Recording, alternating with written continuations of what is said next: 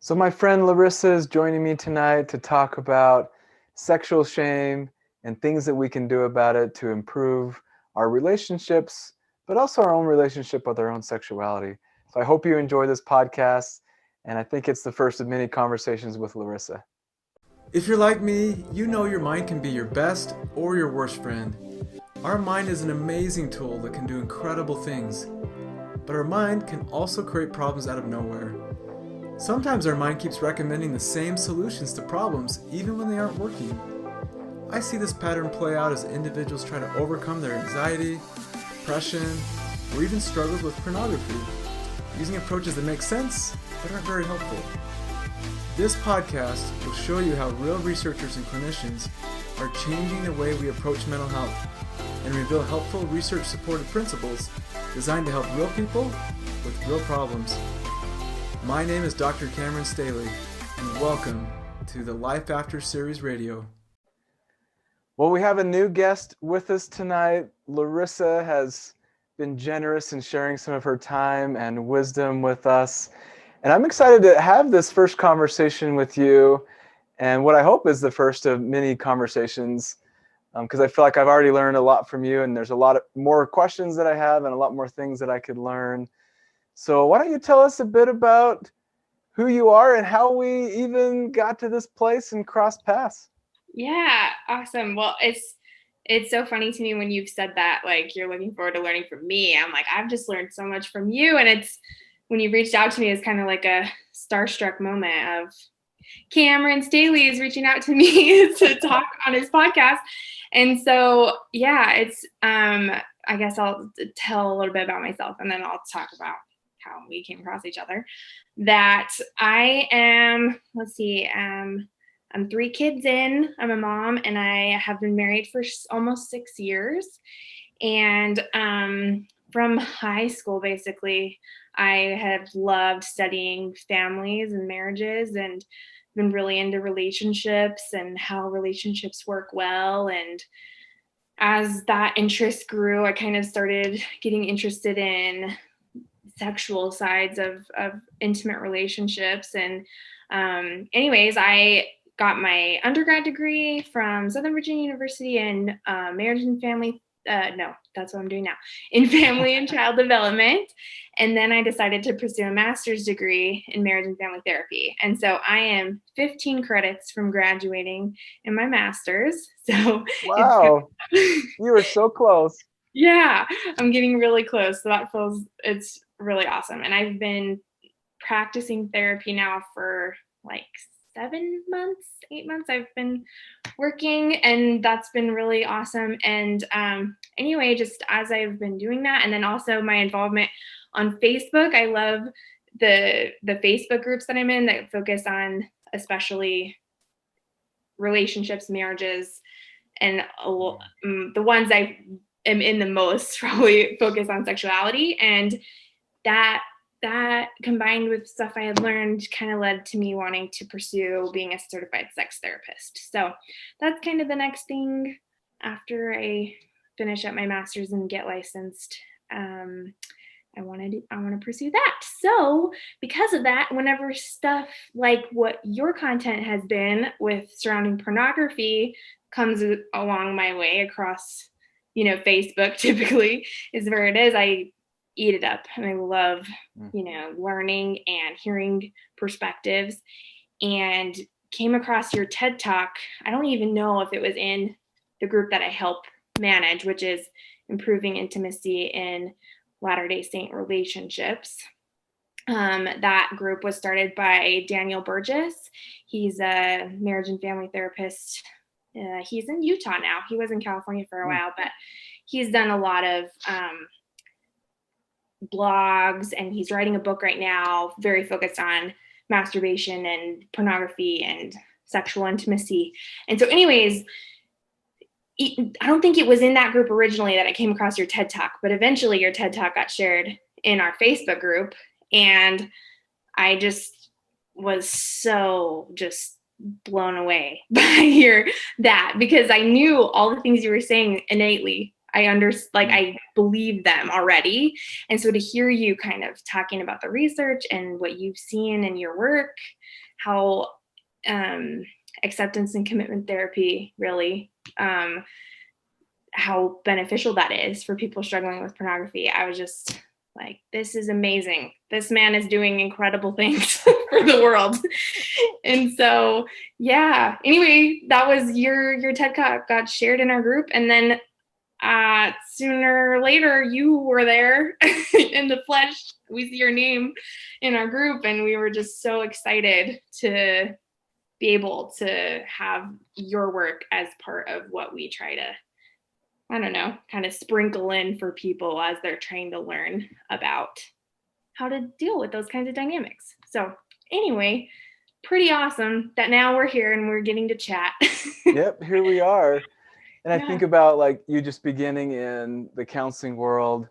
I mean, that's such a unique time to begin working with people and applying these ideas. And for me, that is some sacred space in that therapy room to really hear what people are going through and struggling with, and to really enter that place is like, wow, I want to be helpful, and this is so brand new. So I'm excited for you and beginning this journey. And I think just based on the things I've learned from you, you're probably way farther ahead than I was just beginning. I'm sure things are going to be really bright for you. That is so kind of you. I completely agree. I feel like it's very special work to be able to be that for somebody, to be able to give them a space to work through the things that are hard and that they haven't had a place maybe to work through it before. And I'm just, I'm grateful, I guess, that I've been kind of brought to this type of ability to help people in this way. So yeah, I love it. yeah. And it's fun to hear your kind of perspective on like the TED Talk, because I think about, for me, putting those thoughts together and presenting that, I felt like I was on my own. I'm like, I'm going to put this out there and it's probably not going to resonate. People are going to be upset because it's not really focused on porn's an addiction and it's really scary and you got to run away from it. I was really coming from a more compassionate angle and talking about mindfulness and emotions, and that we need education and there are helpful approaches, and maybe we don't need to be as scared about this. And then to get some people reaching out to me to say, wow, we'd love you to be part of this group. And then to discover that there were thousands of people from my own faith community talking openly around sexuality. I was honestly shocked. I was stunned. I'm like, whoa, these are some good Christians like me talking about bedroom activities and all kinds of things. I think some of the first posts I read were, I don't even know, maybe, we could talk about this, right? Yeah. I think shame still shows up for me, where it's like, as a psychologist, I should be more comfortable talking about all things sexuality. And when it comes to other people's sexuality, I'm pretty comfortable. But when it comes to me talking about my own, I'm like, nah, I'm good. And so to see a group of people saying, we need to have a space to talk about these really important things related to sexuality so we can improve our relationships. At first, I'm like, that is so healthy. And that is so scary. Yes. That was amazing to see that. It's amazing to see that happen as people are in the group, interacting in the group, joining the group, and having, reactions in that way to the group. I think it's just so human. This stuff is sexuality specifically, I think, is everybody's kind of in their own place. And so people, depending on where they're at, are going to meet it in a different way. Some people walk in and they're like, this is amazing. This is what I've been looking for. And some people walk in and they're like, this should not be happening. This is bad. Somebody needs to burn this down. So wow. it just kind of depends on where people are at in their own, experience. So it's fun to hear you talk about it from like, you had an experience as like a professional, and then you also had an experience as like a human. And I think that's super, that it resonates with me. And I have approached it more human. And now that I'm kind of transitioning to professional, it's been interesting to kind of see in myself what that needs to kind of look like. But anyway. Oh, that's neat. So we're kind of coming to a similar place from Yeah, different sides of the spectrum. Yeah. Yeah. And I'm so curious because you've been involved, you mentioned several different types of Facebook group communities talking around relationships and sexuality. Just given your involvement, what kind of things have you learned are some of the challenges that are pretty common across genders or relationships regarding sexuality? Yeah, and that question, I just feel like I have learned so much about people and relationships. I learn a lot from a theoretical standpoint in my education, but I just feel like seeing it play out in these groups for people who are sharing their real life, their real history, their real experience, it's really, again, I feel like it's kind of sacred to be a part of that for a lot of people. And it's weird because it's social media. It's like, it's out for everybody to see. But in reality, when you read some of these people's stories and how vulnerable they get and, talking about it, I've learned a lot. And so I think one of the biggest things I've seen, especially around sexuality, is everybody has some level of shame around their sexuality that they're trying to cope with, trying to, figure out what to do about. Maybe they don't even recognize that it's shame that's driving kind of their experience. But I believe that everybody probably has experienced some level of shame. Yeah. I think just hearing you say that, I find myself automatically nodding along where it's like, that feels true for me. And I wish it wasn't. But I mean, shame is such a universal emotion, but it seems to be really intimately, if we use that word, intimately tied to sexuality, that it seems like that's part of our developmental process, is not only navigating sexuality, but navigating the shame surrounding that. And that doesn't seem like a necessary component, but it seems like a really common experience that we have. Yes.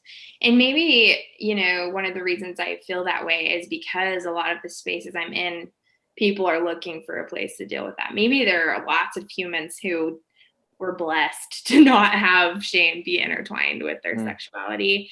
I think that there's lots of people doing work trying to kind of change that, to make it more normal and helping, especially parents with their kids figure out how to make sure that their own shame doesn't continue to be kind of passed down. I think that's a big thing that can happen. And so, I agree that, I see it, but I'm like, why? Why does this have to be?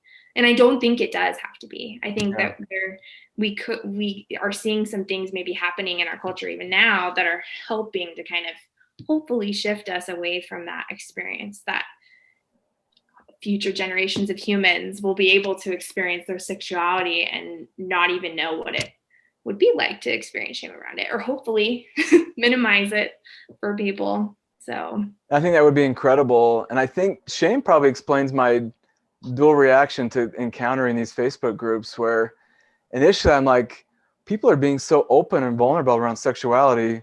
We shouldn't. We need to hide this. We are not allowed to talk about this. That's probably my human shame response. And then more of the professional psychologist comes out and says, but actually talking about these things and vulnerability is how we overcome shame and have healthy relationships. And I felt both of that going on, like, oh, wow, we shouldn't have these chats. Oh, wait, these chats are so good. And I think it does require a tremendous level of vulnerability to talk openly, to say, this is where I'm stuck. This is where I'm struggling. This is where I don't feel good enough. These are questions I don't even know how to ask. I don't even know where to go. And I see so many people starting from different places, and how helpful it is to have a community to say, we can talk about sex when most places in our life we're not able to talk about that. Yes, absolutely. And I think that leads like right into another thing all of the groups that I'm a part of on Facebook have shown like a big bright light on, is that people are desperate to find a place that they can talk about it, that they can start to figure out how to form those questions, or they can, see from the experience of others how maybe they're not alone in the shame that they've experienced, and how, other people have processed through that shame. And I think the communities that can be created really can become so meaningful in that way for people, that they finally found somewhere where they can share this part of them that they've been kind of alone with for a long time. Yeah. I think that's the beauty of it, is shame hides in darkness and in isolation. And to say, hey, where's other people that are accepting, that are also curious and want to understand and have good education and support one another, that connection really is the antidote to shame. Mm-hmm. And shame is often what perpetuates so many sexual problems around compulsive behaviors like unwanted pornography viewing, or sexual functioning, performance. That connection is the antidote to many of those things that people have been struggling with on their own. Yeah, that makes so much sense. And while you were talking, it was when you said, going to a place that like is well educated, like people are sharing like good resources and they're being open. And it just made me think, I joined a Facebook group at one point. It was big too. It had like thousands of women in it, but there were some ideas and some, things, some positions, I guess, being shared and kind of forced as rules that weren't coming from a place of education. They were coming from a place of bias and of personal opinion. And to the point where you weren't allowed to share certain works, like certain therapists' work in the group, because that wasn't, in their mind educated. And it's unfortunate, because then, people find a place that is safe for them, I guess, but it causes others to compound the shame, because they, see this being kind of perpetuated, things that they felt shameful about are continuing to be shown as shameful. So it's just, man, I was just thinking how beautiful it is that there are some groups on Facebook that have somehow managed to balance the openness with the personal bias and trying to create that kind of a space. Yeah. And I think it's difficult. It's difficult to do. It really is. And now I'm curious, because I don't know a lot about the online world and these groups and what the rules are and the kind of confidentiality, but can you give an example of some biases that you see that perpetuate shame, or that limit more maybe evidence-based approaches that might be helpful? Yeah. Also, the specific example I'm thinking of was it was a women's only group, and somebody had asked, they were struggling to figure out orgasm as a woman, trying to figure out orgasm with her husband. And natural suggestion from lots of people is just to work on it yourself, kind of try to figure out what you might need so that you can share that with your partner. And basically there was a rule that you could not encourage any form of self-stimulation in the group. And it was an LDS-based group, a faith-based group. And that was just kind of what the leaders had decided about that.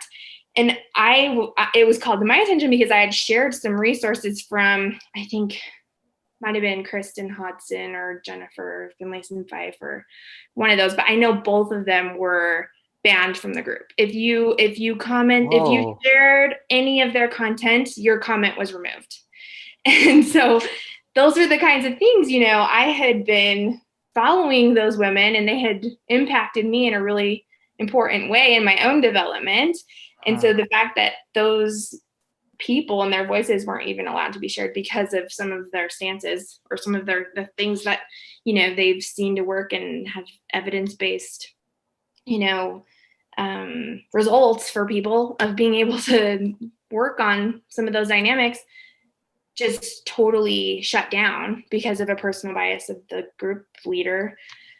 I have a very fiery personality, so I like made a post and I like posted in the comments like for an hour. I was like trying to get comments on every single post before they finally blocked me and kicked me out of the group about how this is not how it works. Everybody needs to be able to have their own personal revelation, their own ability to figure out what is right for them. These people have no business saying what is right or wrong. So anyway, I burned it down before I got kicked out.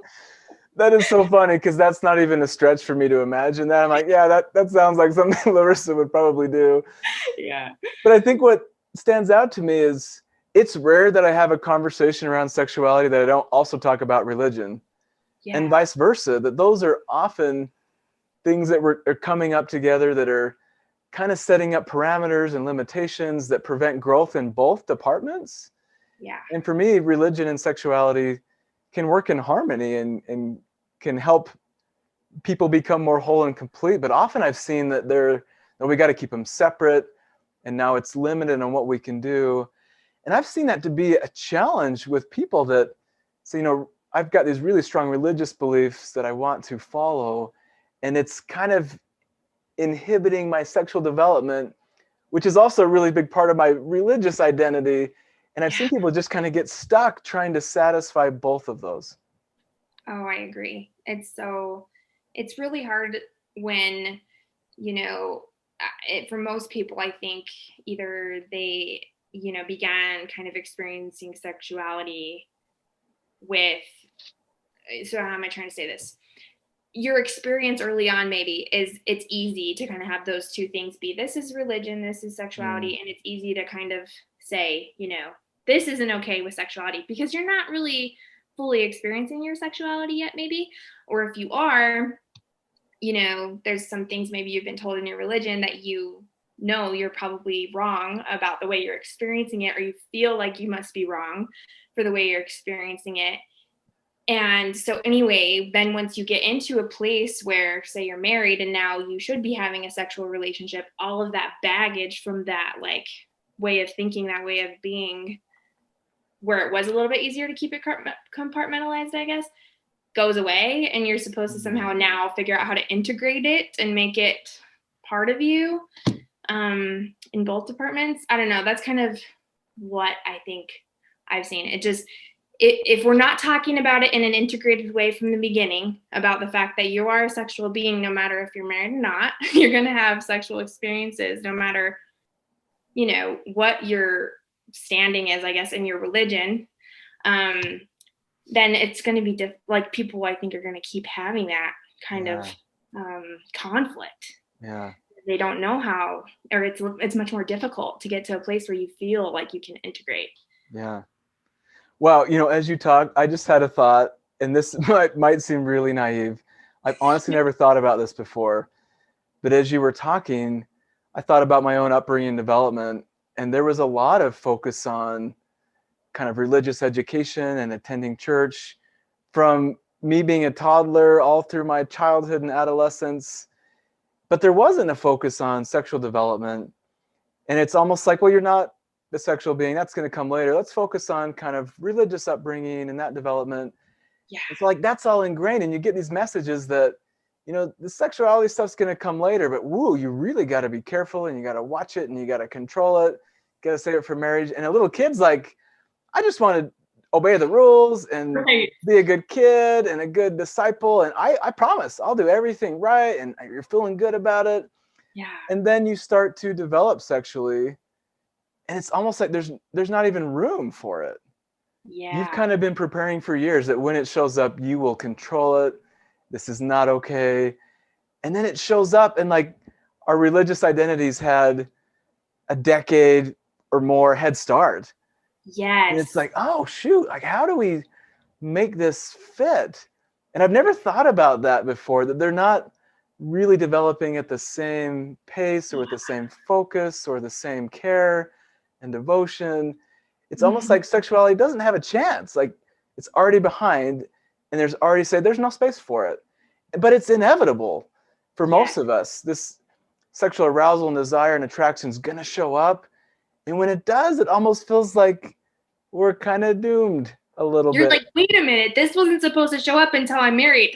What is happening? Yeah. or whatever time when you've given yourself. Yeah, I think and there's such good work. I don't know, Kristen Hodson, if you follow her, that is one of the big things she preaches. Like, we need to be having 1,000 1-minute conversations with our kids, every year about their body, about sexuality.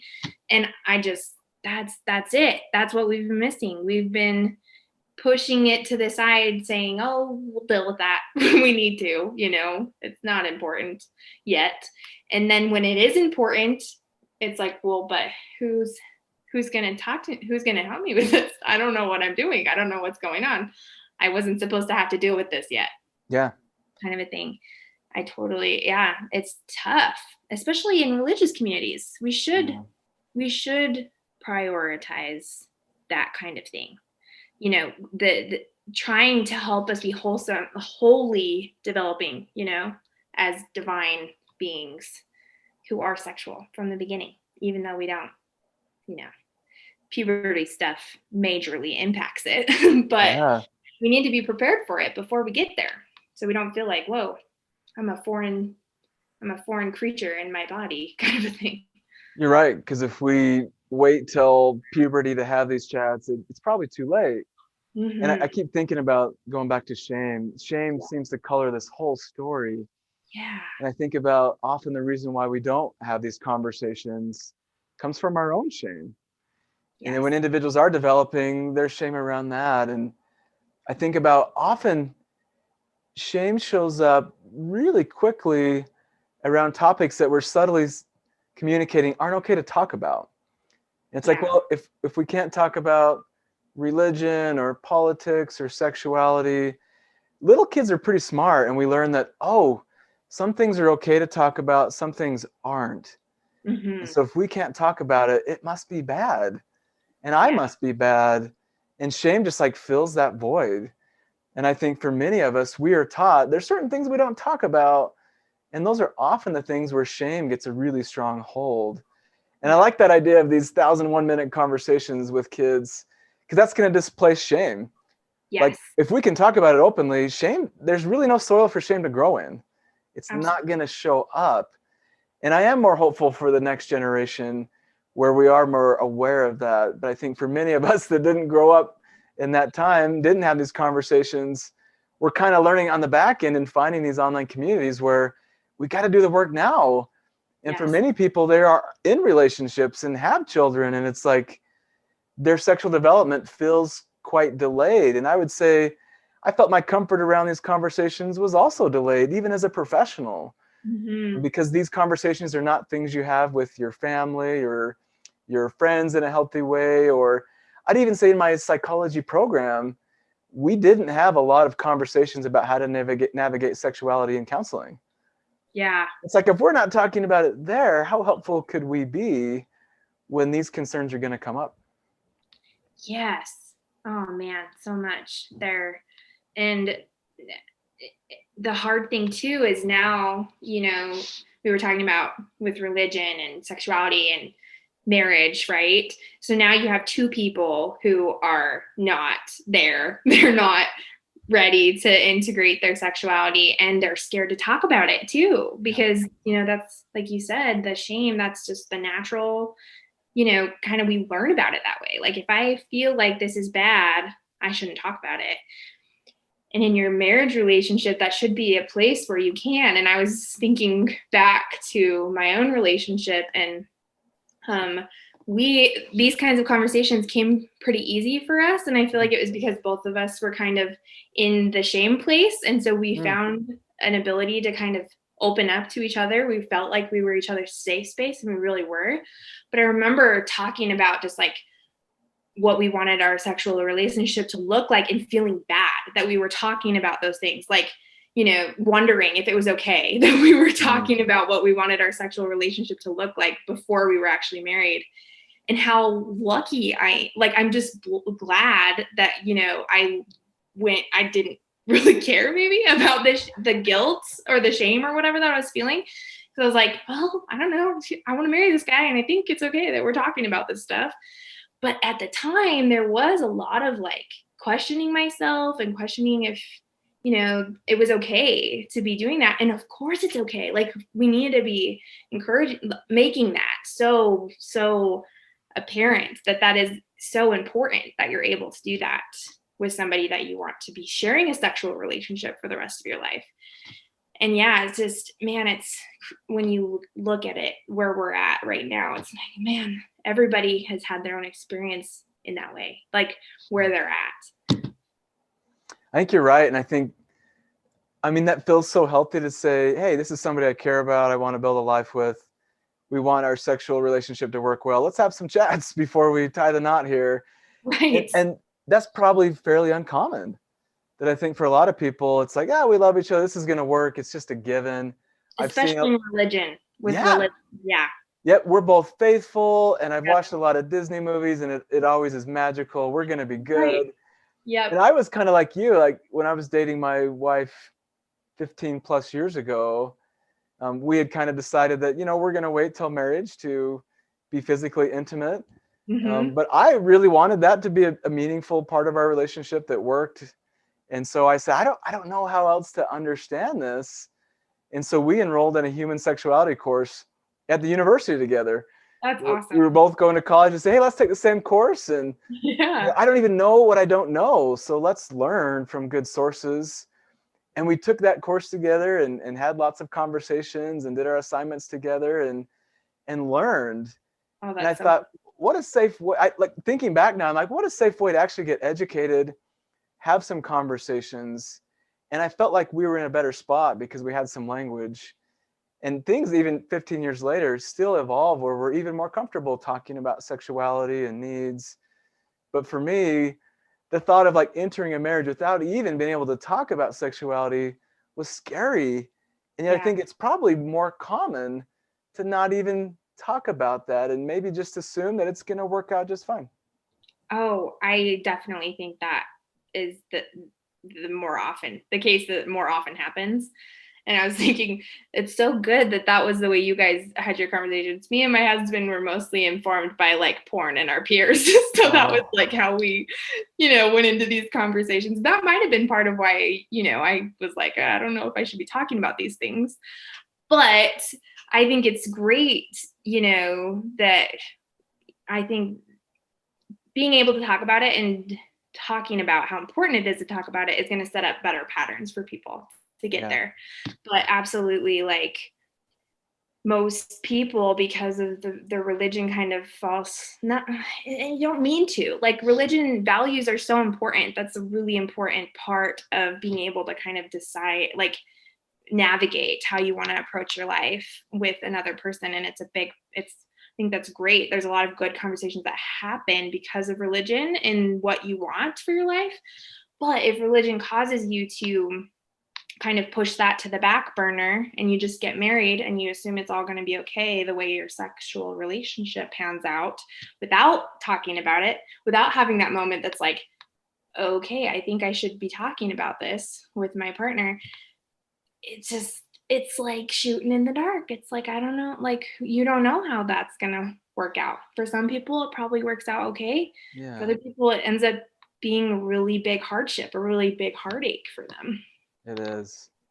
And that's the part that is difficult for me when I'm working with individuals, that these are people that truly care about each other in their relationship and marriage. And for some of them, sexuality is such a hurt spot, a sensitive spot where it's like we can't even talk about it, and it's not a connecting part of their relationship. For anything, it's quite damaging. And it's like, it's, for me, that's not the purpose of sexuality. Sexuality at its core is very connecting experience, and for many people without that preparation, it's a major wedge.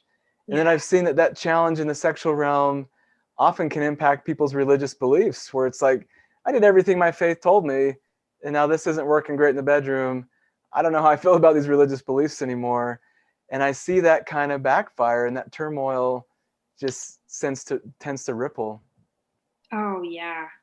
Oh man, it's so true. And it's so sad because if we think about how religion should be and how, you know believing in something, that you're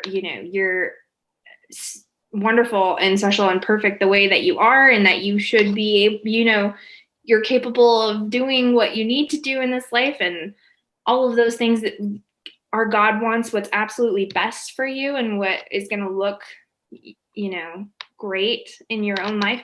To have that be what happens, of course you're going to kind of question, like, well, that's not what my experience is right now. I sure don't feel like I'm, capable, and that my life can be happy, and all of those things that I was told. And so I think being able to be like curious about those things that happen to us, I don't think we're able to do that. Like, nobody introduced that idea to us, that it's okay if we don't understand what's going on, or that we don't know like what to do. Yeah. I think that's the fact that all of us are learning is not emphasized enough in religion. Everybody, we kind of talk about how to make it all right and have everything together, when really most of us don't have any of it together. We're just learning as we go, and we're trying our best. And I think that with sexuality too, like, people kind of have this idea of how their sexuality should be, how their sexual relationship should go, all that kind of stuff. And we don't really reflect, well, what am I doing that's not, like, where am I at that I am not at that place that I would like to be? You know what I mean? Like, we think maybe it's somebody else's fault. Somebody else should fix it. Especially in marriage, it's really easy to do that, to be like, well, my sexual relationship isn't good because they're not good. Like, they don't have it figured out. Instead of thinking, well, actually, I don't really have this figured out. That's why I'm having a conflict right now. That's something I've seen. And most people who go to Facebook, that's what they're trying to figure out. They're like, something is not going right here. Something isn't quite like I want it. What do I do? Yeah. Do I try to change this person? And it's cool. I've seen a shift kind of I feel like, so I was in a women's sexuality group first, and there was a lot of kind of, well, he's just selfish and he's just being dumb and that kind of stuff, where now I see a lot more of, well, what are you doing to kind of contribute to this cycle? And how can you approach him in a way that helps him feel like what you want is about a relationship with him, and things like that. It's been cool to see that shift happen, because people have experienced that in their lives. I think that when they are willing to confront their shame, their underdevelopment because of how they were grown up, I guess, in their sexuality, when they're willing to do that, it goes so much better. Yeah. Man, you said so many important things there. I don't know which ones to highlight, but this one seems really important, and I'll try to talk about this gently. And maybe I don't need to, because it's true for all of us. But when we're underdeveloped in some area of our life, that's when we tend to point the finger outward. Yeah. That this problem is coming from this person, my partner, my parents, my church community, somebody outside of me.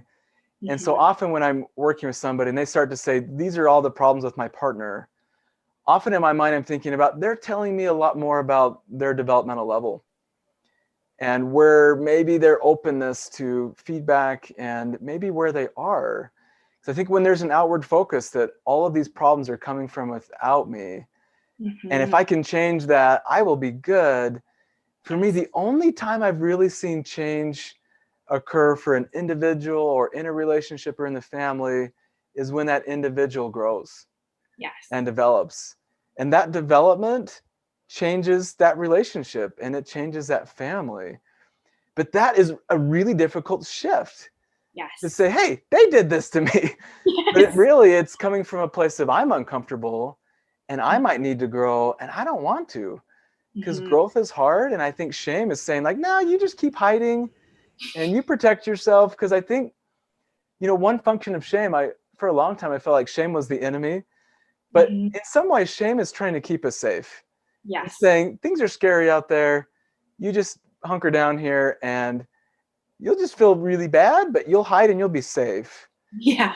And I think I get that protective nature of shame, but it limits growth and it limits connection. And it's a lot harder to take responsibility And like you said, look at yourself and say, what is my role? What might be my contributing factor? What could I learn and grow here? And that is really difficult. And I'd say when it comes to sexual development, most of us are coming from a place of we're delayed. Yeah. And so we enter these marriages as adults, but sexually we're probably pretty juvenile. We're not really at that developmental level that we need to understand ourselves, have conversations, take responsibility. And so it's like these adults playing house in the bedroom, and then their skill level around sexuality is pretty childlike. And Mm-hmm. that's where a lot of the conflict, I think, comes from. Oh, yes, I totally agree. And like that idea of if it's somebody else's fault, this is the way that it is, that will feel much better to me, because then I'm not as screwed up as I think I am, right? It's Ooh. trying to allow yourself that grace that, yeah, shame has been trying to keep you safe, but it's wrong. It is wrong. It's not right about who you are Yeah. and what you're experiencing. And so it's okay to say, hey, I don't know what I'm doing. I don't know what to do in this situation. I have no idea. So here I am. Like, this is where I'm at. And it's really kind of scary that I'm coming forward with it. But that's what opens up that vulnerability. Now we can connect, because the other person's going to be like, I don't know what I'm doing either. Like, I have no idea. I'm just, jumped right into this cycle of whatever it is that we're co-creating that's full of shame. And then, shame's like, well, bye. We'll see you later. Hopefully never again, because this is much better. This feeling of connection, and that we can, we're okay that both of us don't know what we're doing, because ultimately that opens the door to figuring out what we're going to do. And I love that language that you use. So if you're someone where it's like, I feel underdeveloped, I don't know where to start. It's just sharing that, to say, I don't know what I'm doing. Mm-hmm. And often when we share that, our partner might share something similar, like, I don't either. Yes. And I think that is a way to begin that conversation. And how can we learn together?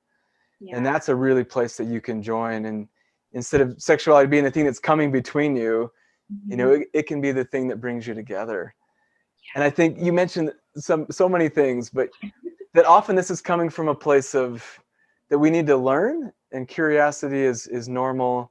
And often from religious perspectives, the mentality you get is we need to avoid mistakes because mistakes are sin and mistakes are bad. Yes. That's what we need to do, is really not learn somehow. Master it before you have the ability to learn it. Yes. Because mistakes are the worst thing possible. Right. And I think with learning, there's going to be mistakes. There's trial and error. There's education and trying things out. Mm-hmm. And cultivating that curiosity is so key. And I think that is often why people turn to things like pornography. Mm-hmm. It is coming from a place of curiosity and an emptiness of education. And it's like, we're going to go somewhere to try to figure things out. And pornography just isn't a substitute for education or a model for healthy relationships, but it's like at least a place where sex is happening. Mm-hmm. And you're like, okay, I finally found a place where I can see what's going on here. Mm-hmm. And it's like, we're going to go there if we're not able to have these conversations. And for me, that's often why people struggle with pornography for a long time, is it came from, I didn't have education, I wasn't allowed to talk about it, and I feel really bad. And pornography is like the one place that I can feel maybe a little okay around sexuality, and then I feel even worse after. Right. And so it doesn't help, but it's like the one little like glimmer of hope that maybe I could learn something here, and I'm just desperate. Yes. Yeah. And yes, because what we really want is connection, and pornography doesn't provide that. It does provide education for sure, and just an ability to feel like, okay, like you said, like, okay, this is what's going on, this is what happened, and your body is doing what it's supposed to for in that kind of experience.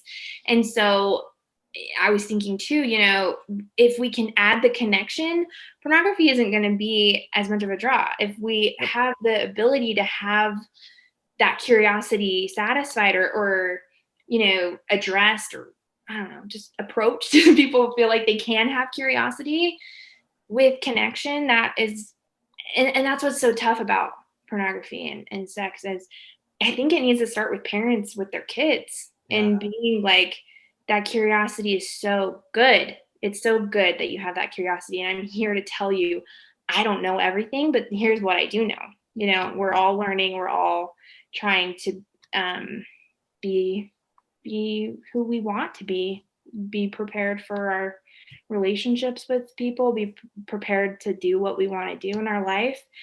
And yeah, I think, just being able to figure out how to help people feel safe through connection is big. That's been missing. Yeah. And I love those two ingredients, curiosity and connection. Mm-hmm. And I was chatting with a professor down at BYU, Shalom Levitt, who does a lot of work around sexuality and mindfulness. Oh, And cool. she shared something that's really stuck with me, where she said, sexuality at its core is there to connect us.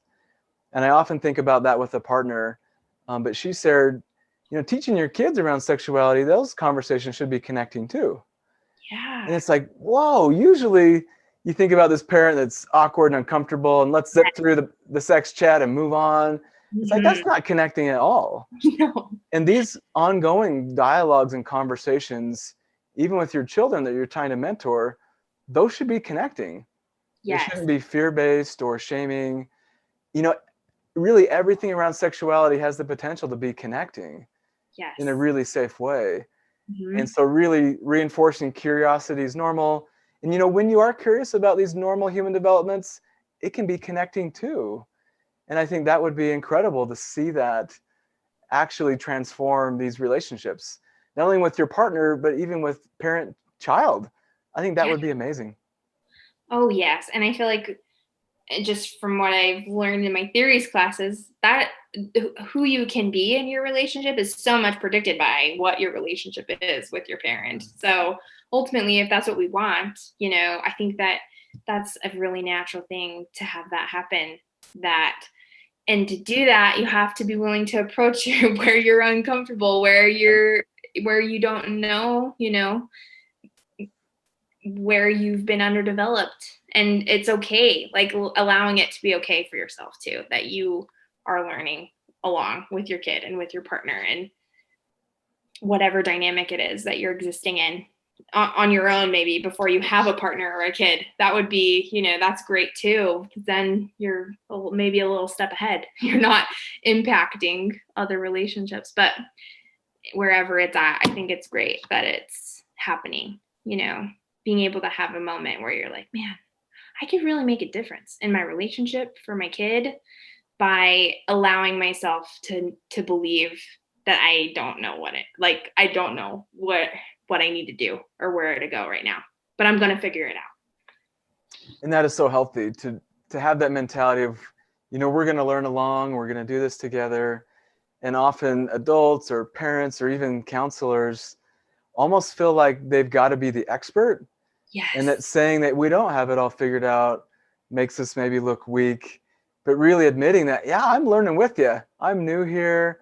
For me, that is vulnerability. That fosters connection. Yes. That's a much better place to start. So Larissa, I don't know if I should bring this up or if this is a good question to dive into. And you may have spent more time thinking about this than me, but thinking about the role of religion in sexual education, part of me thinks about, when I attend church or study scripture, I'm not really interested in learning about sexual development in a religious setting. I'm not there for that. Yes. And yet sometimes religion says, well, we need to cover sexuality in teaching, so we got to touch on it. But then it just seems really inadequate and very limited and quite problematic. And so often I hear people say, my religion didn't prepare me for this around sexuality. And part of me is like, I don't even know if that's its role. Like, it probably shouldn't be making it worse, but I don't know if religion should be educating us about sexuality. And so part of me is there's a struggle there where it's clearly involved in our education, influencing our attitudes, but I'm not sure to what extent it would even be helpful to involve religion as far as the education around sexuality. I hope this makes Yes, sense, but I'm curious your thoughts on it this. Like, does. what role should religion play in educating around sexuality? And I feel like I've kind of, I feel like it's something I continue to explore because I don't know that there's been super, an answer. I can tell you where I'm comfortable right now, what I think, my opinion. And it kind of goes back to what we were talking about, how early on we're kind of given religion very easily. And sexuality is kind of just like, if there's mention of sexuality with religion, it's don't. Like Yeah. it's avoid. So all I think needs to happen in religion is allow for there to be a space for sexuality. Like we can't, like there can't be the messages of our religion can't be telling us to shut that down, like shut it down. It needs to be, this is good, this is beautiful, and we're cultivating it.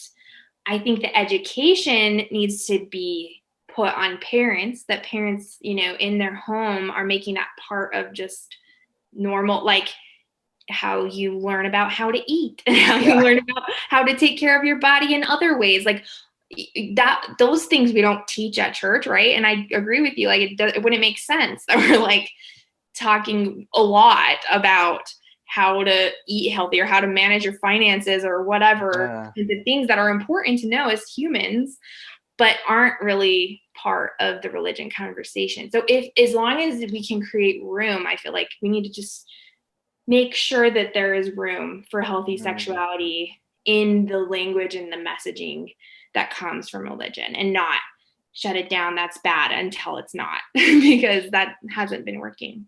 So I guess that's where I think it could land, Yeah. is creating the space. I think that's it. And that's why I enjoy learning from you. I think that's it. So when religion is talking about sexuality, it's what is the language being used? What is the attitude? Is it focused on normalizing, cultivating, creating space? And I still think it's okay to teach. Here's the parameters. It Yes, makes sense to teach about some of those kind of commandments or guidelines that are going to help promote health and safety, but coming absolutely. from a place of this is divine, this is Mhm. part of God's plan, like this is good.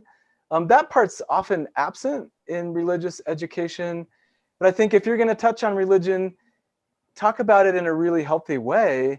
And you're right, the rest of education, just like nutrition and physical fitness, that shouldn't happen in Sunday school. That's not Yeah. really the purpose of it. But if we're going to talk about nutrition and physical fitness in a religious setting, we better talk about it in a healthy, balanced way that creates space. I Yes. think I think you nailed it. And so I think it is just being thoughtful about not coming from a fear-based approach, but really talking about this is something that is quite innate in us, and its essence is good. It's Yes. not evil. And I think often we get that message probably unintentionally from religious settings, but it ends up where it does contribute to that more shame and more problems. And really just shifting the language a bit Mhm. could be really tremendous in really turning this whole ship around. Oh, yes. And just remembering, that for me at least, how I kind of synthesized some of the bad feelings that I had around, maybe what I had been taught from religion about my sexuality. It Mm. wasn't that religion ever taught me that. It was that people, humans who had their own shame experience with sexuality that had been passed on to them from other people who had their own experience with sexuality and their own shame, that's kind of maybe more what's been contributing to that aspect of religion rather than religion itself. Because if you get into like, doctrine and reading your scriptures and things that are actually from God and praying to God specifically about stuff like anything, but especially sexuality, stuff related to sexuality, you don't have the fear. No. You feel empowered. You Yeah. feel capable. It's very natural. And so, Yeah. yeah, I'm like, how many times does God tell us to fear not? It's not fear not, except for with sex. You should be really scared of sex and your own sexuality. that's not true. And so people who have passed that on, it's because they're dealing with their own stuff, their own shame, their own fear. And we can't necessarily blame them, you know, kind of again, that like finger pointing thing. It's their walk to walk, but we can say, well, I don't agree and I want to do it. I want to approach it a different way myself. I think you're right. And for me, that is wisdom. When I think about kind of the essence of my beliefs, there really isn't a lot of shame in that. It is quite pure, quite Mm-hmm. uplifting. It's whenever you introduce the human element that things get a little bit messier and we perpetuate it. And maybe this is a topic for another time, but I think in religious settings, men and women get different messages. Mm-hmm. And I wonder if, and I'm curious your thoughts on this, but I think women get more messages that contribute around shame about their bodies and sexuality than maybe men might in those religious settings. I don't know if that's That accurate or is not. fascinating because I was going to say, I think men get way more. Oh, so maybe we need to have a chat about that. Maybe the next time we meet.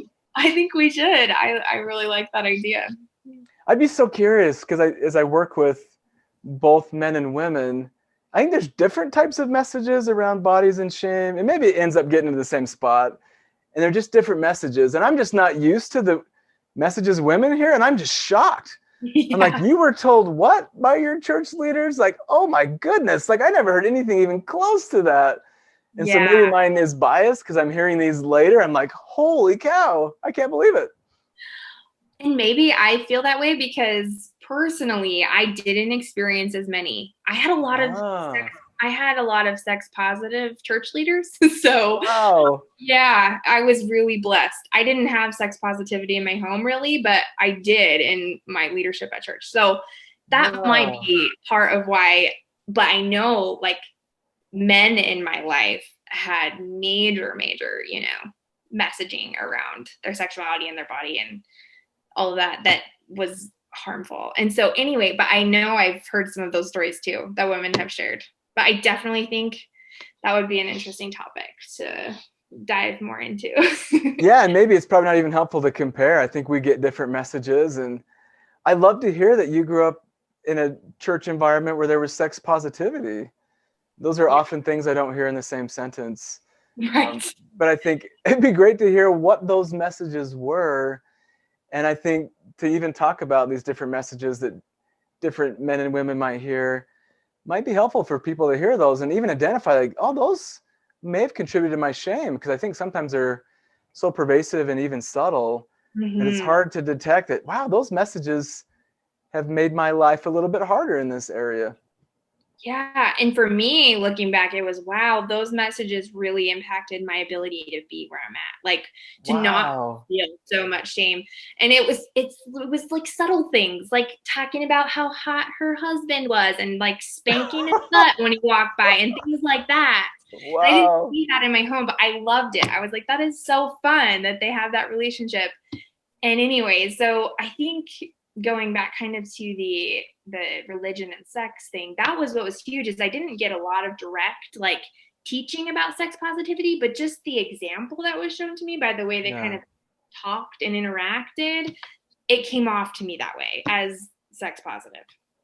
that's amazing. Yeah. And so much of our learning occurs through modeling. We're just observing and seeing how people interact, and someone just referring to their husband as hot would communicate that that's okay Yes. to find your partner attractive and to be into them, that sex is okay. And if Mm-hmm. you had questions about it, you'd probably go to that person and talk.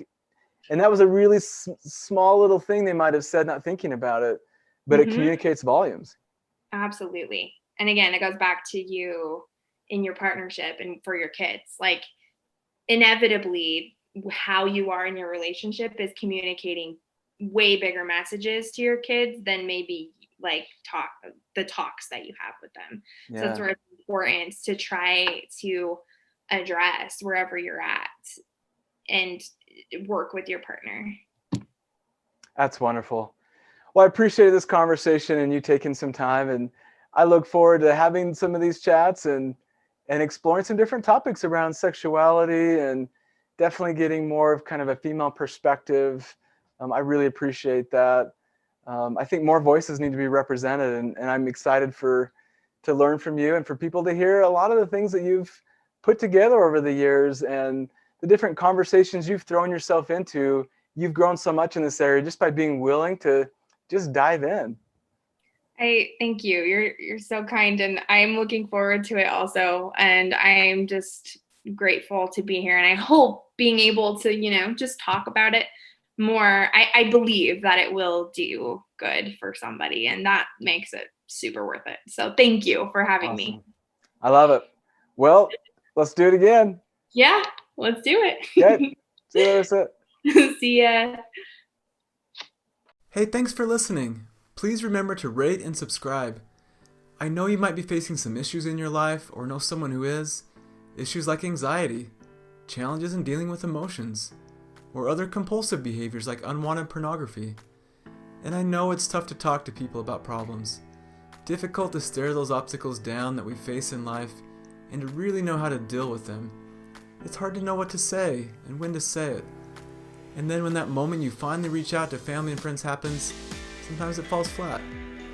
I haven't found many programs teaching effective strategies like mindfulness, how to improve relationships, and ways to address unwanted pornography viewing through research-supported principles.